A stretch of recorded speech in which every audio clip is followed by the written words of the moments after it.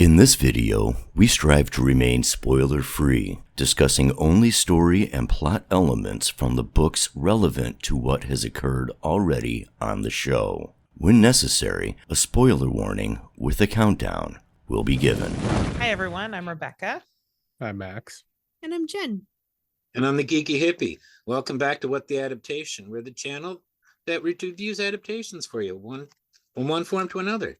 This week we continue on our quest with King Morpheus of the Dreaming, as we discuss episode 4 of the Sandman. Max, what can you tell us about this one? Well, it's titled A Hope in Hell. Morpheus goes to hell and has a little challenge of wits. Did he take a handbasket? No. Nope, just Okay. a raven. Just Patton Oswalt. And we see a little bit more of John and his adventures. John D. We do indeed. It was directed by Jamie Childs, who is known for Doctor Who, His Dark Materials, and the upcoming Willow.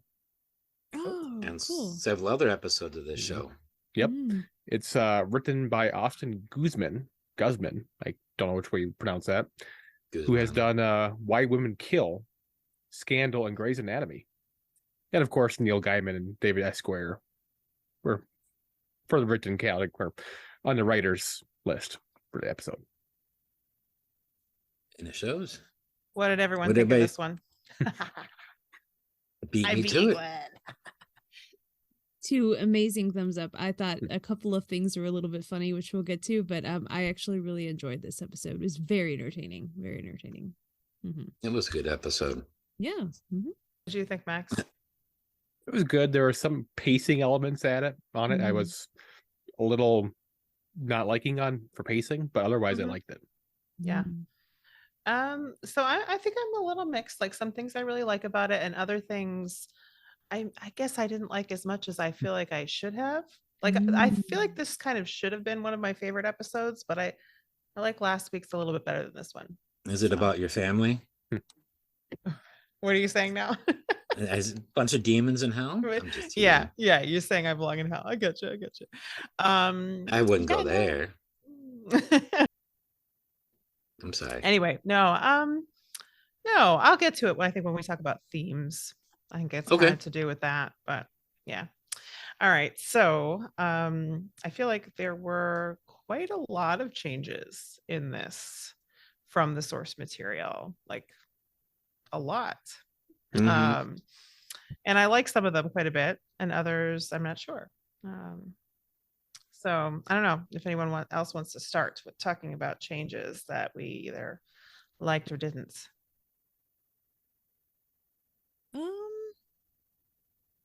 So I like the fact that they made the actual demon that had the helm not quite as so like hellorific. Like they made the Okay. demon more poised. The demons of hell, like you could see them in the background, kind of looked a little moth-eaten and mangy like they're supposed to be, but I like a more cunning demon, I guess, that took Mhm. the helm. So that was a change from the book, or the comic rather, because I remember him looking like a little squishy thing. And also I kind of like how they made the guy at the gates of hell, I forget his name, he had a specific name, the demon that greets food. Squatter blood or something like that. Water, It was something goofy. Yeah. Squatter blot. Yes, he also became more pronounced and thick set and heavy and more what's the word, like terrifying or intimidating is actually the word I'm looking for. And I liked that at the gates of hell. So those were 2 things, I guess, that are changes I liked.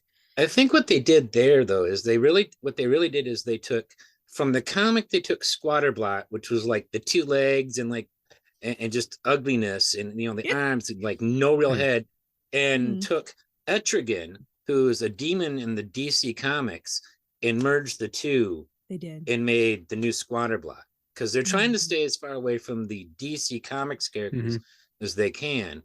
Yeah. And Etrigan is, especially right now, Etrigan is on TV. Well, building up to it, we think on Titans again, on the TV show Titans on HBO. So they tried to back away from that, but I think they also wanted a really large demon to walk him through hell. So Probably they looks cool. just, yeah. And I think Squatter Blood as drawn in the comic would have been really hard to do. It would have just been a lot of animatronics or CG animation, both of which are expensive for TV. Yeah. I mean, Well, I that kind of rolls right into the scene with Lucifer, where they didn't have the other triumvirate members. I just had the name. It was Beelzebub. Beelzebub, Yeah. and then Azazel And something. Azazel. Azazel. And I can 100% understand not showing Azazel, like as they describe it in the audiobook. Yeah. I mean, I think, to me, the design choices, what's just generally important is that there's variety, right? Like if we see all these demons, that there's variety among them. They don't all have like a uniform look. And beyond that, I'm totally cool with them like getting creative in whatever direction they want and what looks good on screen versus what looks good on paper. So that I don't mind any sort of design choices that are different for demons. And I like the choice to just do Lucifer and not the others, because it's just better to have like one more interesting focus rather than splitting and none of them do very much of anything. And even the choice to have Lucifer be the one who battles Dream as opposed to the other demon whose name I forget. Yes.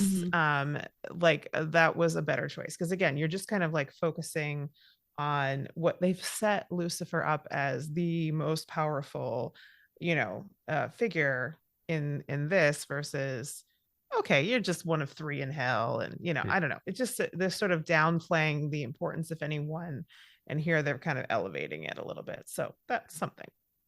I was going to mention that it kind of affects what Jen was saying regarding the demon that took the helmet. Yeah. Because by removing Beelzebub, now he is no longer Beelzebub's general. Yeah. And that's going to change what the Lucifer's general is going to look like. Yeah. Because they all could say have styles of demons under them. It could. Yeah. Yeah. And Lucifer is, just described as, the one that is more beautiful, charming. Like some of the demons look beautiful and some of them look horrifying. And so maybe that's a sort of a divide among types, perhaps. So. See, I like the changes that I was the happiest like I was telling Max earlier, that I was glad they made was some of the design changes. Because, I was eating while watching this both times. And then if it looked anything like the hellscape and hell looks in the book, and the demons that looked anything like that, I wouldn't have eaten the second time. And I would have I would really have been unhappy that I was eating the first time. So, I mean, even just beyond, taking what like I was describing earlier, you could see in the background the hellscape in the comic, but you only put a certain level of detail in when you're drawing for a comic. Yeah. And when you're showing something on camera, there's a certain level of detail that's expected, even for what would normally be background, like the walls in a room, or like the whole thing where in the comic he punched the gong. Here, some poor soul who's bound into the wall hands him the thing, and that evoked, the people that made up everything all over the hellscape, from the trees, which we got a really cool look at, not quite how you see it in the books, all these different things change. And I think it was easier to look at, but then I'm also a chicken, when it comes to horror and gore. Gross out horror. Yeah. I'm not, Me too. I mean, I'm not, no, I don't do those kinds of movies for a big reason, because I just don't like it, and not having to see that, I was quite happy.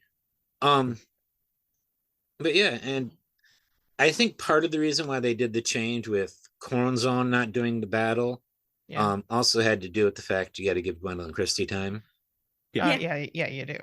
But, I mean, again, it was great to get her for the part. Right. And then it's one great to get it for the That episode. actually felt like a nod to Game of Thrones. Ah. Oh, it to- totally was. Yeah. To like, Yeah, make from- her my champion. Yeah. I Yeah. think it Yeah. was, yeah. Because the animal does start off with a direwolf, if I remember Yeah. correctly. Yeah. So in that comics, was that was originally there. So they didn't add that for Game of Thrones. The Right. The funny thing is, But the champion part they might. Yeah, that's what I mean. Is like by making her the champion for That's him. a Game That of was Thrones like Right. Game of reference, Thrones yeah. reference, 100%. I see it that way too. Yes, What were you Jen? saying, Jen? sorry. It was so Go funny for because I watched the movie first and I did not understand that it was originally in the audiobook in the comic. Mm. So when she's like, "Hi, I'm a direwolf," I went, no. Yeah. But then I realized that's actually they didn't change that part. I'm like, okay, that's good. Because I'm like, that's 2 on the nose. Come on. It was a funny coincidence. I It was guess. funny. Yeah. Yeah. The only other, well, as sort of a minor thing I wanted to bring up about the hell scenes, and it's actually something I'm a little surprised that they didn't change or only changed slightly.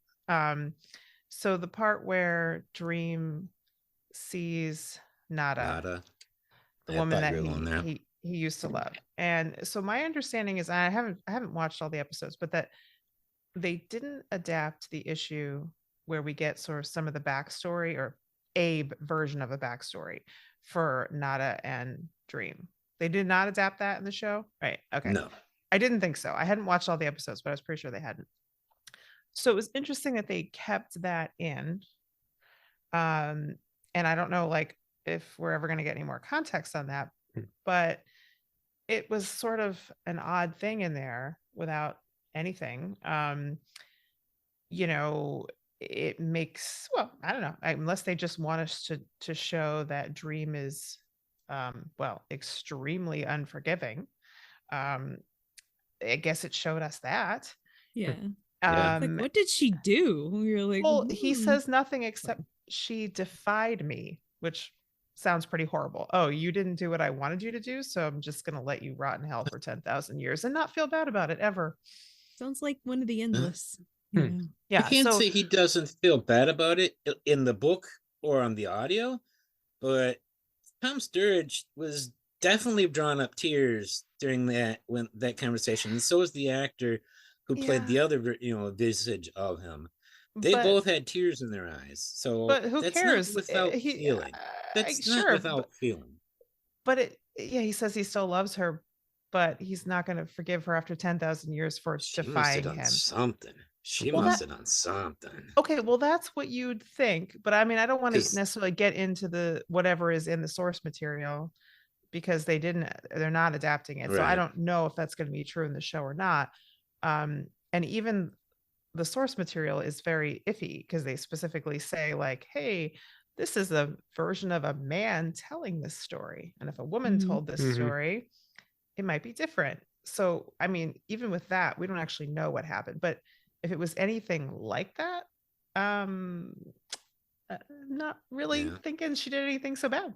So I don't know if they anything, ever I'd covered. say it's more used just to kind of show the change in Morpheus as the show goes on. yeah, Oh. maybe. I mean, right. I guess that could be right. We'll Mm. see. But yes, essentially, it was just a little interesting that they kept it in to me because they're not really seemingly going to give us anything more about that. So just showing us that he's For now. extremely unforgiving. Yeah. Okay. I can't be too sure that what we're not going to see in future seasons, because Right. we don't although know. we only saw a big name actor for one episode this season, Mhm. I do know that person is coming back in the future Mhm. if they go that far with the comics, or as the comics continue that story. Mhm. Yeah. So we'll So- see. But yeah, I get that. I was just surprised that he held a grudge for 10,000 years, and for somebody you still loved. I'm like, that's a pretty hefty punishment and grudge. Even Yeah. 1 year in hell would be a long Yeah. time. Remember, Yeah. in Sandman's eyes, 10,000 years is like a breath. Nothing. Sure. Nothing. No, it's not. He actually goes into a point of saying it's not, because that time he spent prisoner in the basement at Fox, or At that at, point, he was human, though. Yeah. We're kind of No. humanish. He says time does not pass fleetingly for us. It is the same slow speed of time for you as it is for me. It was either in the audiobook, which would mean it's later in the comic, or it was in the comic already. No, it would have been earlier in the comic, but it was there. We can go back, and I will actually throw up here, up there. Yeah, there. Yeah, I'm still not used to that. I will throw up the quote on the screen of what he says if and when I Okay. find it, which I've got 2 days to do. But I Okay. understand what Max was saying. It would seem like he wouldn't, though. I mean, I don't know. Who knows? Yeah, that's a weird thing to wrap your Mm. head around, I guess. But I mean, I guess either way, I'm not really buying that Dream can love in the way that we think of it based on this.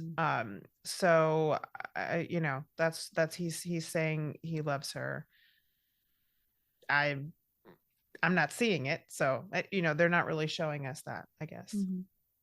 And then I guess the other big thing, of course, is just that like we well, I don't know if we want to jump over to the John stuff because that was, like you said, adapted from the next issue or whatever they say. Is that the right word? Passengers. Yeah, it's adapted from that, and they made even more changes to that than I haven't Hope and Hell. read through that section. I just looked, like I was telling Max, I just looked at it and I saw how scary the artwork for John is. Oh my God, yes. And like that's supposed to be. I didn't think it was John. I thought it was one of the demons coming back. I didn't think it was either. It took me a while to realize that's what was going on there because I'm like, what? Why does he look like that? But maybe that's like his what's his villain name again? Dr. Destiny or something. Yeah, Dr. Destiny. Yeah. Yeah. Yeah. I mean, they cut And out a lot of that whole thing.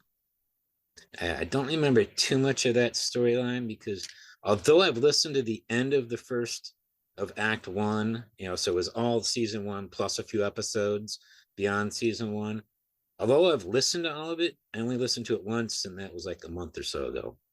Yeah, So I mean, there's a whole business with like Dream after he leaves hell, like finding the ruby. Like instead of it's just like, okay, I immediately know where the ruby is. There's the whole business of him like trying to find the ruby, and that's like interplayed with John and Rosemary, which is that in and of itself is a very different interaction. Like Rosemary seems like a pretty different character. Their interaction is very different. We do have to talk about it because some of my favorite stuff was in those sequences. Yeah, I would agree. So, and there are things in that part that don't entirely make sense to me in either version, but yeah. I will say at least some of the changes they made, like with the character of Rosemary, made her more of like a character. Like she's a little bit more developed as a character, which is, I think, important. And John is pretty different, I would say, too.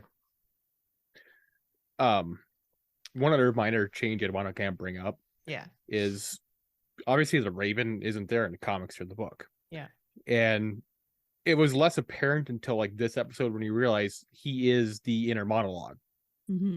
Yeah, like this episode highlights the inner monologue versus the book. The Raven's the one that gives him the answer about hope being the final clue, which Dream, had to come up for himself otherwise. But yeah, no, that's a good point. And pretty much everything, well, not everything he said, but like how he said it was kind of like what Dream was thinking or saying to himself in the comics or the audiobook. So they're kind of limiting that inner monologue, which I mean, I enjoy it. I like they I expand like it to the bird.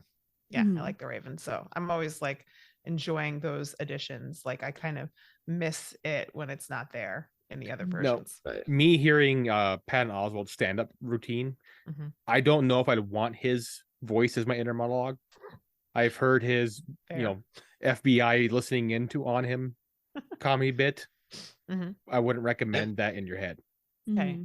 Yeah. I mean, so I mean, I guess what I would just go back and say I enjoyed the dynamic between John and Rosemary more in the show than I did in either of the other versions. And it's interesting that they chose to have him give her the amulet of protection at the Mhm. end, as opposed to killing her with it or whatever he did. He killed her somehow. Pistol. Yeah, Yeah. pistol. Yeah, he just killed her. Okay.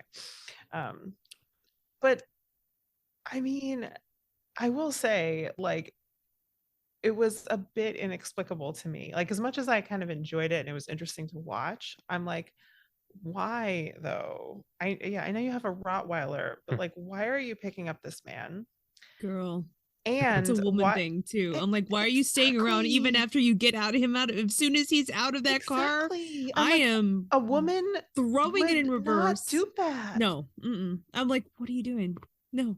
Yeah, that was definitely one thing. I was like, what are you doing? You're picking up this man on the side of the road that's obviously in his pajamas and doesn't know where he's at or doesn't. I'm like, that's here, What? you know, I'll call somebody for you. I'll No. call you another Uber or something or Yeah. whatever, but And I'm then out. lets him sit behind her. Yeah. I'll just say, do not watch the Resident Evil TV series if that upset you. If you are regarding her- bothered by women acting in ways that women would never act in Yeah. real life. Yeah, ever. Sounds like TV. Yeah. mean, Especially a woman that's raised in the city. Come on now, you know better. You know better. Come on, Yeah. lady. And I mean, just to add to it, because they cast a black woman in the show, like a black woman picking up a white guy, really? No, No, I don't think so. No. I don't Yeah. see that happening. no, I don't see that happening. No. Mm-mm. And then again, like you said, like she like goes back to him, just like, you know, offering him a ride again after she knows that he's like a No. killer. Like, That's a person who's No. committed murder. You need to leave. This is danger time. Yeah. Imagine What if do they you kept do? He had how he's committed dressed in the murder. comic. Yeah. If he was Oh, still dressed like geez. he was in the comic, you know. Oh my God. Well, yeah, I guess. Yeah. She never would have picked him up in the first but place. still, No. in the comic from the beginning, he just like gets her a ride from her at gunpoint. So it's like she's never like offering anything to him in the comic. Yeah, So that was weird. it's less ridiculous in that sense. Like, you know, I don't know if they just wanted to sort of like play out the tension of, and there is tension. I get it. There's tension in adding in, you know, at what point does she realize she's dealing with a psycho, right? Because she does realize it at some point. Yeah. She's trying to call 911. So that tension is there that I guess isn't there if from the beginning he's like Jack, you know, what do you call it when you Carjacking. yeah. Yeah. Carjacking her. So Mhm. I get it. And their conversation is interesting and she's a more interesting character, but it's still super unbelievable. Yeah. Was I she think a teacher in this one? I don't know Don't if they think it ever mentioned said. it. No, Oh, she's a nurse. she said what she did. Was she a No. teacher or something like that? See, I feel like in the comic she was a nurse, but it could be the opposite. No, that was her husband, because she Her talks husband? about Her husband in was a in teacher. the comic, she like pretends her husband is like a mafia guy or something, and he's like, "Is he really?" And she's like, "No, he's a teacher. I just said that when Yeah. I thought you were a psycho." Then he kills her. For lying. For lying. Yeah. Hmm. Yeah. I mean, so the conversation about the lies was interesting. We could talk about that later because that's more of a theme thing. But so yeah, I don't know. I have mixed feelings about that whole part because Mhm. I enjoyed it. But it was ridiculous. That's how I I feel know I'm about the it. one who brought it up, that, you know, being puzzled at what that she, you know, that they had her in the back seat. But Yeah. you know, the only reason they did that, I can think, is to allow for that whole oops, the phone slipped and the whole trying to call 911 on the phone. Yeah. That wouldn't work when they're sitting right next to you. It's also easier to shoot if you're not having people side by side, I think, you know, maybe. Or you can get different kinds of shots. Maybe it's not easier, but you can get different Maybe. kinds of shots if you do it that way. Yeah. Okay. So I don't know. Any other That's it. I have changes? complex feelings about it. Like overall, I think the changes are largely better, but in that one choice, they made it even a little more ridiculous. Yeah. So yeah. I was like, yeah, no. Mm-mm. Mm-mm, mm-mm. Mm-mm. You know, other changes if you really want to go into details. Like obviously they again cut down the horror and the nudity that you'd expect from this Yeah. or Mhm. the comic. Mhm. Mhm. I mean, if you look at the hell scenes first, it's just nudity everywhere. Mhm. Yeah. Yeah. Yeah. Naked, grotesque bodies everywhere. Mhm. Not Goats' heads and- sexual, but just gross. Yeah. I mean, there are a couple that were like Maybe. lingerie. I guess. Don't But forget, I mean, there are there's no- those who think that any depiction of a human naked body is automatically sexual. Yeah, I know. I'm just Just saying I some don't people agree. out there. So yeah, even just someone wearing lingerie is not inherently. I mean, if there's nothing happening that's sexy, it's not sexy. They Yeah. also There's some changed people- the battle venue. It went from throne Yeah. room to the bar, Yeah, Yeah. that was interesting. which in the Lucifer TV show would have been the same club, basically, Mm-hmm. Mhm. Yeah. sorta.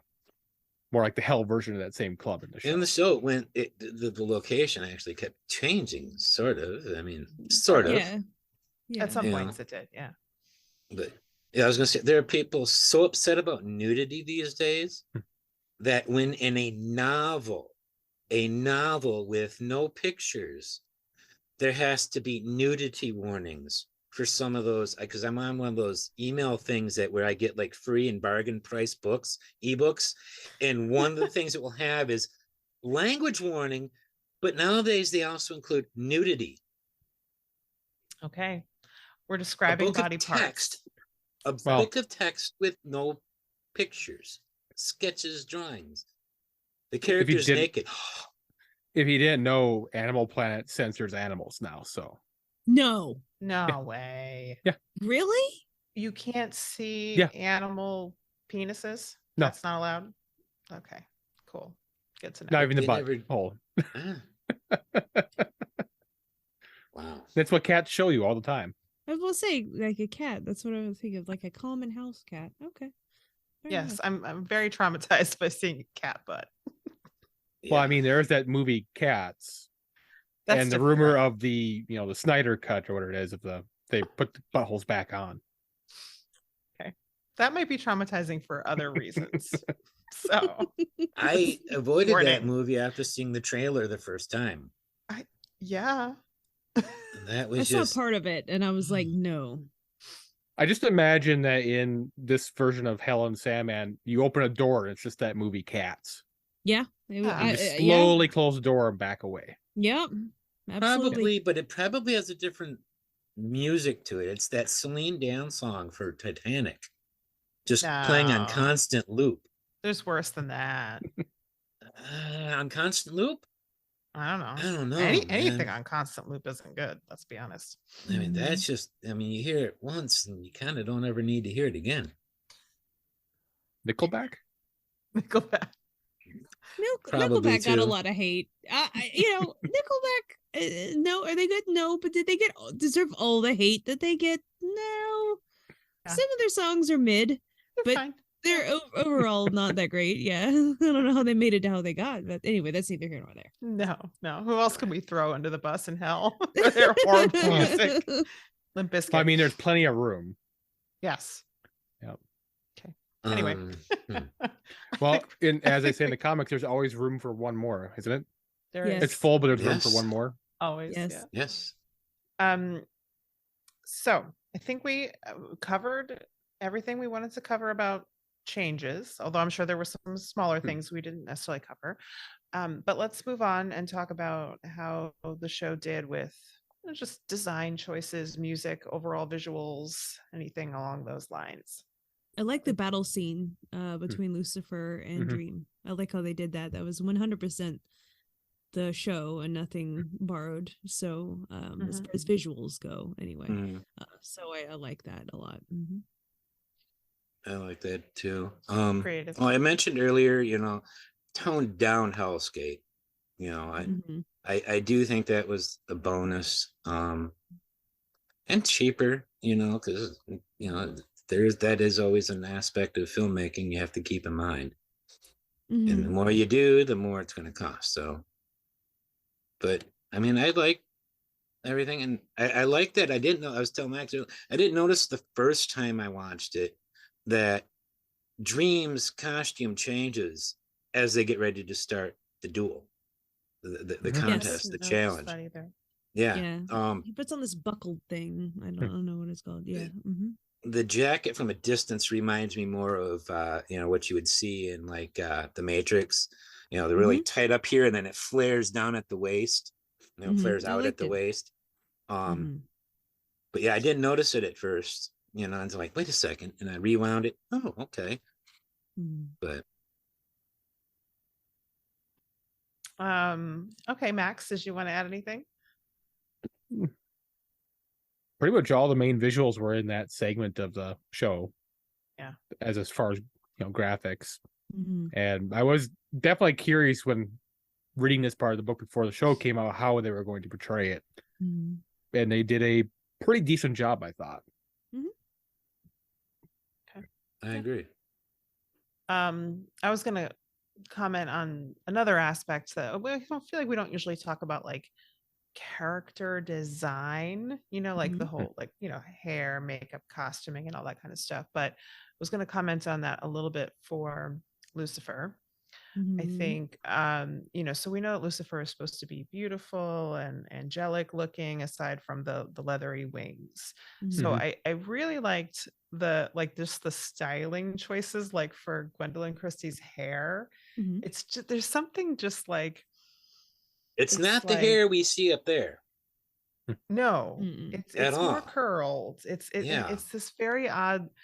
There's something very evocative about like the hair choice, because it is sort of angelic, but in a way that is sort of not comfortable. Like there's just something, it's just a little too much. Just this is, it's very subtle, and I like it a lot. I did think that the white fabric of her costume, before it switches to black, the white fabric they chose didn't photograph all that well on camera, in my opinion. So that's like a little minor quibble, but otherwise I liked the look for Lucifer a lot. I want to do kind of mention that for whatever reason, like her look, aside from the comic, which is actually pretty close. Yeah. Mind it is you, similar. I hate the shoulder things in the show. And they don't have that in the comic version. Yeah. The general look of the character reminds me of the movie called The Ninth Gate, Okay. starring Johnny Depp. And there's like a demon angel type character that reminds me a lot of Brianna Tarth. Interesting. And it's kind of a very similar type role of, badass angel thing. And yeah, just the general haircut, face shape kind of reminds me of that character. Yeah. It's the hair for me. It's just that normally I'm not that whatever gonna get that like excited about like a hair choice, but it was good. I liked it. All right. So do we want to talk about most memorable, good or bad sequences from the episode for each of us? For me, Jen, you look like you have one. I'll let Jen go.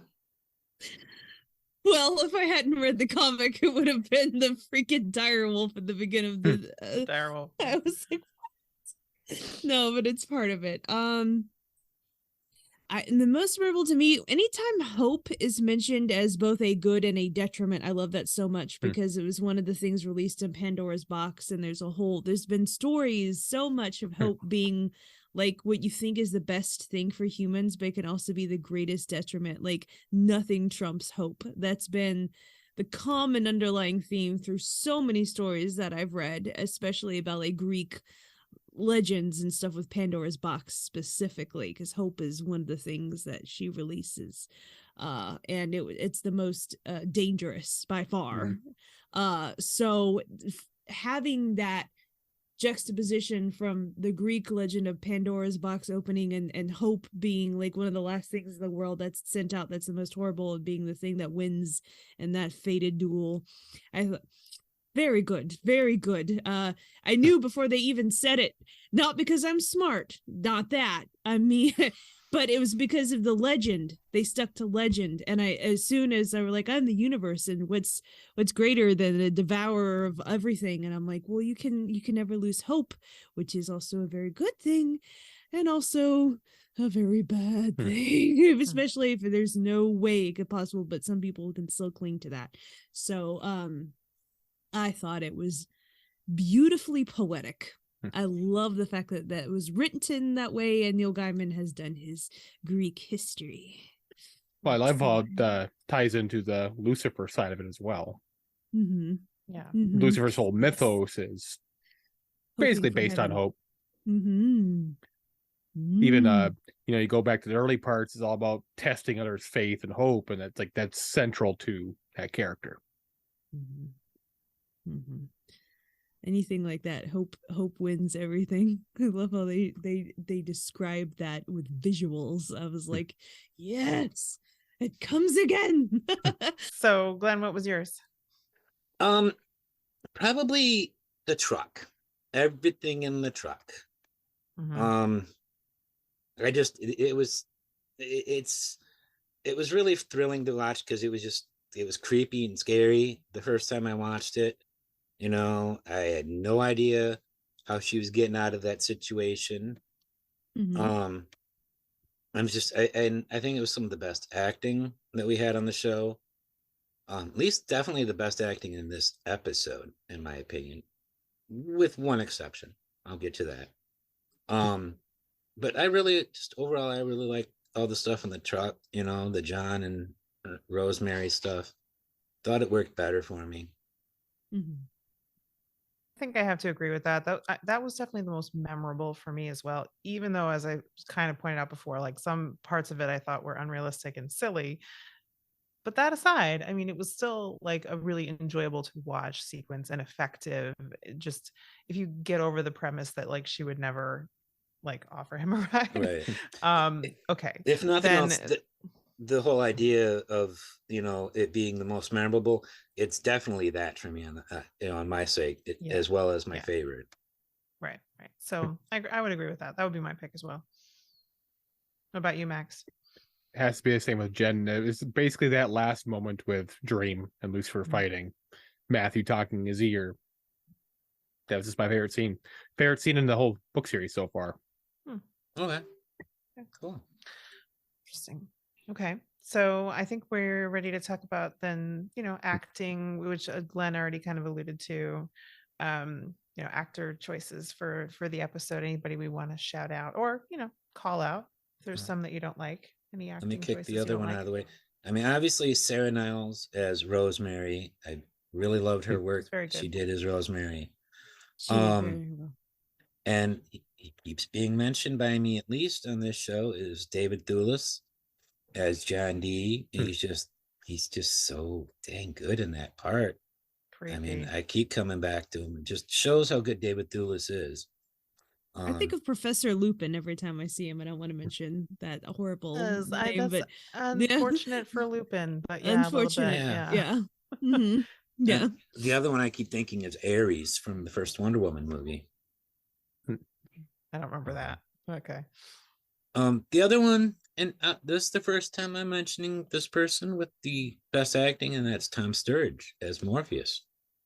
Mhm. The first time he cracks into my top 3 performers, actually even top 4 in 1 week. I gave 4 names, but yeah, he did a pretty good job this time. I think he actually had material to work with, much more so than previous episodes. Okay. It helps that he also didn't have many people to compete with against us in this episode. For Just random Tarth.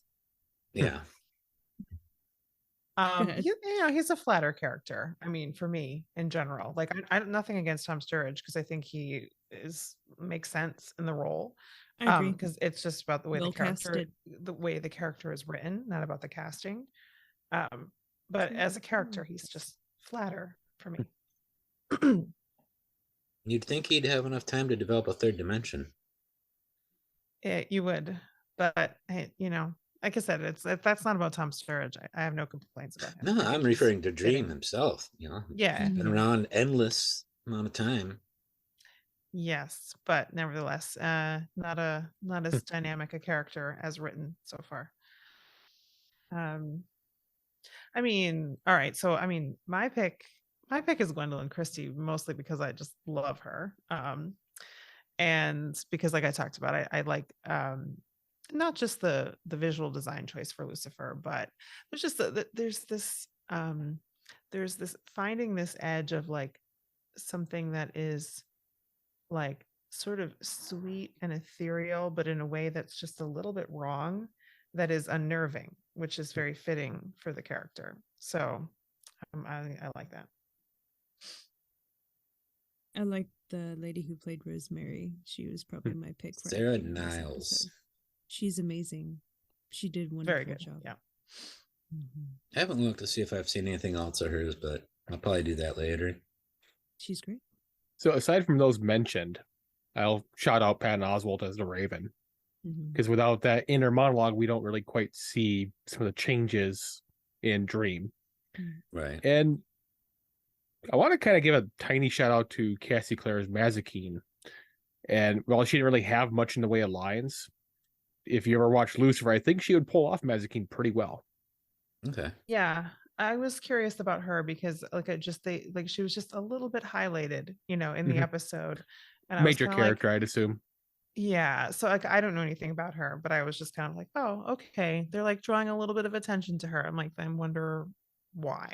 In the Lucifer show, Mazikeen is like his second.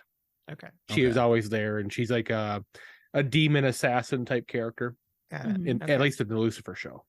And Yeah, so I Mazikeen wondered if even it was in the something like that, comic? but I just don't have the context. I believe she's in comics. I'm not sure about this comic, but Yeah, I think don't she's in remember the Mazikeen. greater. I was thinking Don't- about that while watching it, and I didn't Yeah. take the time to go look. I don't really remember her standing out in the comic in the way that she did in the show. No. If she was there, it might have been as more of like a background kind of character. Yeah, because I Because I remember think she it might was- be more in the greater comic scheme of things. Okay. In the comic, she does have the same face thing, even in the TV show. Okay. But in the TV show, we see a human side where you don't see that 90% of the time. Got you. Let's go on. All right. And then are we at themes? I think we're at themes, right? So I feel like there's potentially a lot to say here. What do you guys think? Who wants to start? I've got two, but I'm gonna sit back. Okay. I think I also have two. I mean, I can start if you guys want me to. Yeah. Sure. So okay, so I guess the major theme that's I think fairly obviously articulated has to do with hope, and that being sort of like the ultimate thing that you can't kill. So in that sense, the most powerful thing in the universe is hope if you can't kill it. And Especially when she's the tribrid. yeah, I would also add Never that I think if we're expanding on this idea a little bit, that belief is also like a part of that, because their very battle has to do with belief essentially. Like it sort of reminded me a little bit of like a battle in, for Wheel of Time fans, a battle that might take place in Teleron Riyadh, the world of dreams, where it's more about like you manifesting something. Like, do you believe in this thing, this idea that you are trying to create or manifest in your mind?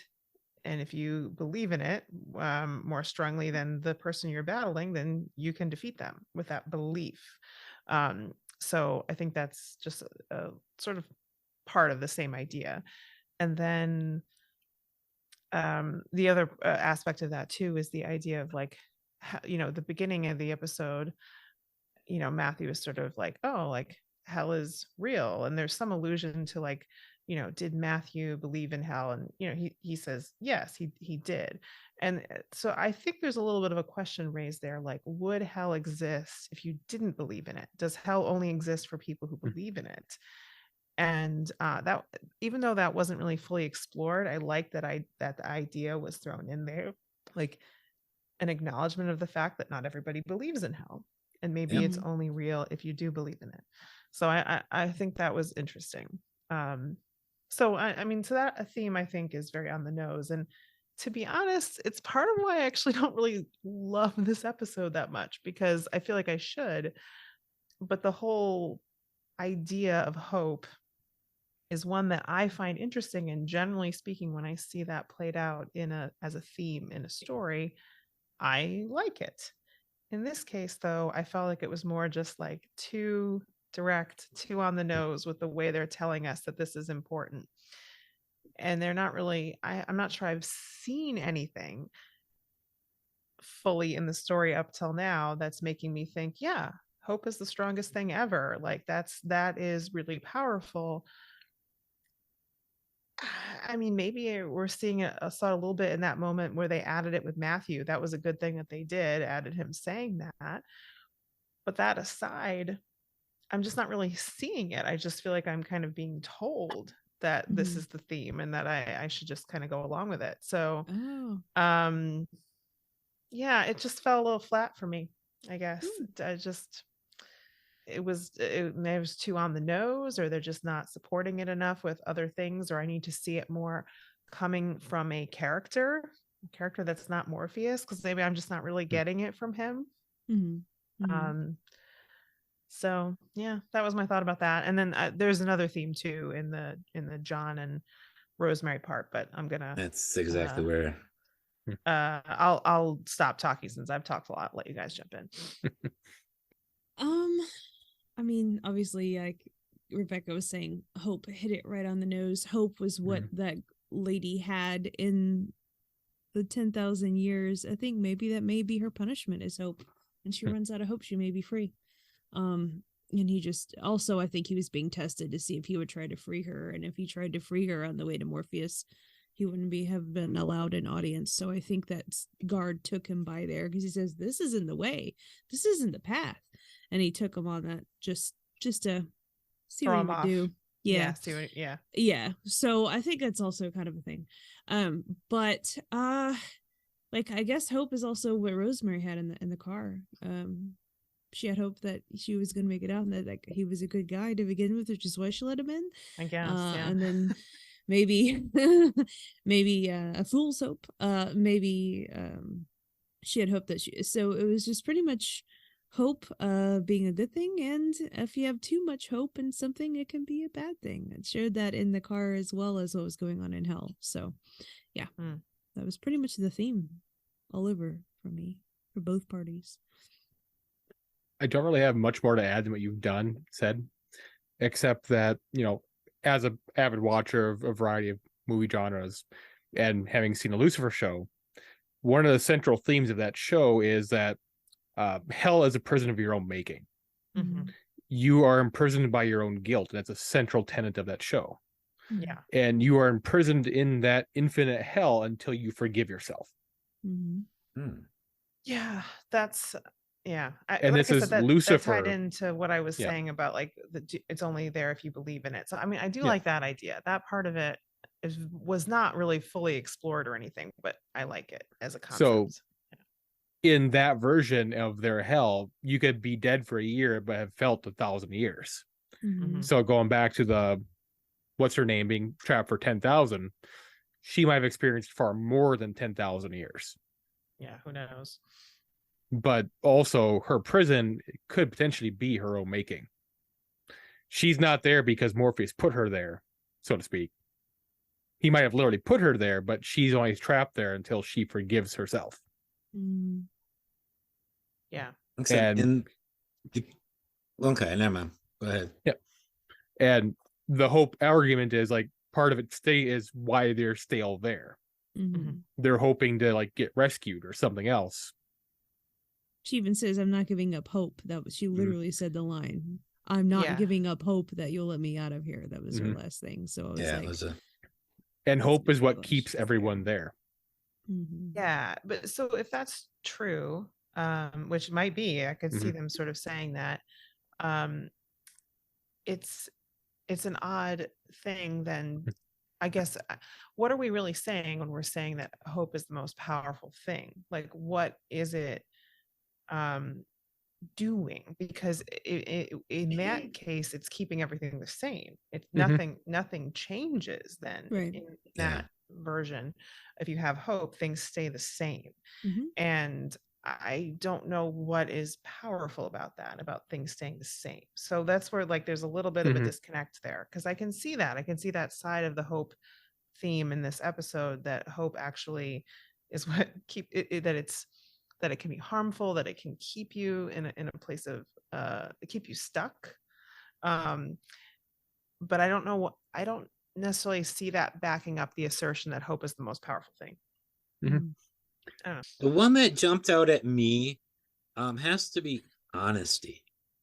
I don't know if Yeah. that's the one. I figured that'd be the That other was the one one Rebecca for me caught. with John and Rosemary, right? Like, Yeah. yes, what, because there I can see that the power that Rosemary had with some degree of honesty, right? Like she lied to a certain extent, but ultimately I think there was a lot of honesty in her, and openness, and um well, I guess in some sense she was rewarded for that. I Yeah. mean, so I think that maybe. that's the primary theme behind that storyline, definitely. Yeah.